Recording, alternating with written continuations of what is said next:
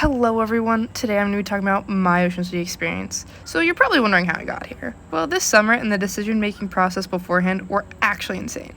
I thought the Lord was calling me to work at a camp, and I interviewed with a few and eventually got hired. After going to my third spring break with Crew, I decided that I felt like the Lord was actually pulling me towards mission, as in I was continuously looking at all the potential missions even though I already had a job. Hampton Beach was what I kept going back to though, so I ended up quitting the camp and telling my parents I was once again going on mission with Crew. After being accepted to Hampton Beach and starting the sport racing, a few weeks later, I got a call about 2-ish weeks out from when I was supposed to arrive that the mission was canceled and that I needed to find a new mission. So I looked at Ocean City, Maryland, and they had no girl spots. And at this point, I was feeling extremely discouraged, confused, and really sad. But the staff member from Hampton Beach named Heather suggested Ocean City, New Jersey, and I was unsure, but I said okay. And she said that she would call over. And while she was calling, I thought to myself, if there's no spots, I'm not going on mission. Then she called back saying that they had spots. But with that, she said that I had to raise $1,000 more than I already needed. There's going to be 10 times more people, and that I left in a week. And I said, okay.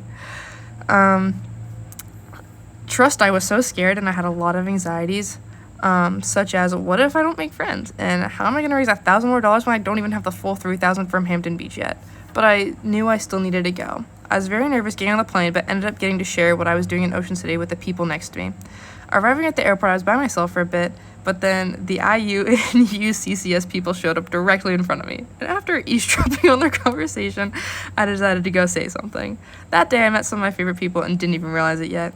I was truly so overwhelmed getting to the houses, but I was fine once I met Elena. I was attached to her hip for the rest of the day, and she convinced me to go to Wawa and give it a second try, and I ended up loving it. That night, God brought us all together as a community to pray over one of the girls on mission, and in that moment, I realized it would be a very sweet and very unforgettable summer. So now I'm going to be talking about what I learned. So my first mission trip, I learned a lot about how God can use me, as well as just my heart posture. But this trip, I learned so much about God and his character, as well as how he's literally in every single experience. He revealed himself to me in so many different ways, such as how I was loved by others when I didn't even want to be in Ocean City, when I was hurting and he allowed those same people to dwell on it with me. He gave me people to help me process and ultimately pull me out of my sadness. He was revealed in late night walks or late nights sitting on the boardwalk benches and talking. He's revealed in family nights and connect nights, as well as worship nights on the beach and in the pennant room, in Sunday school talks and words of encouragement, in the joy of Wawa runs, playing speed, and letting my home friends talk to Ocean City friends on the phone, in coffee before and after church, in letting others care for me and asking for help. He truly revealed himself in every worship song, in every talk given, in every joyful moment, in every anxious or sad moment, and in the words, actions, and love of all of the sweet friendships from Ocean City. Now I'm going to be talking about the specifics of that, and even giving a few shout-outs. So, in my lowest, when I was still grieving Hampton Beach and did not want to be in Ocean City, it was because I felt like my plan was better and like I didn't belong, but he sent people to surround me and love me, despite my bad attitude. One specific time was I was sharing how I got to Ocean City with Cheyenne and Corbin, and one of them said, "I'm glad you ended up here." And in that moment, it didn't hit very hard, and it's a very simple phrase, but it just sat with me all summer. Another is during that time was Paige, Meg, and Zoe's consistent reassurance and them loving me well, not only in that time, but throughout the entire summer.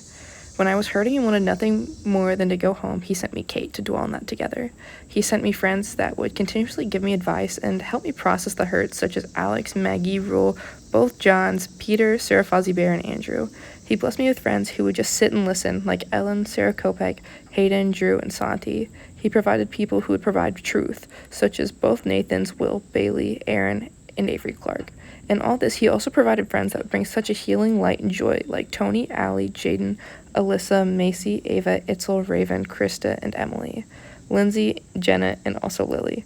One more thing he provided for me was friends who would sit with me when I had my panic attacks and who would just dwell in that with me, such as Peter, Grace Cowell, and my sweet little Riley. Everyone on the trip was truly brought there by the Lord. He revealed himself and his faithfulness to each one of us and strategically placed each one of us there. Even though I just gave a shout out to half the mission, everyone there had their own strengths, and I would love to say something about every single person, but then this video would be forever long. How sweet of a provider, host, and friend is the Lord. He used me well, even if it doesn't seem like it.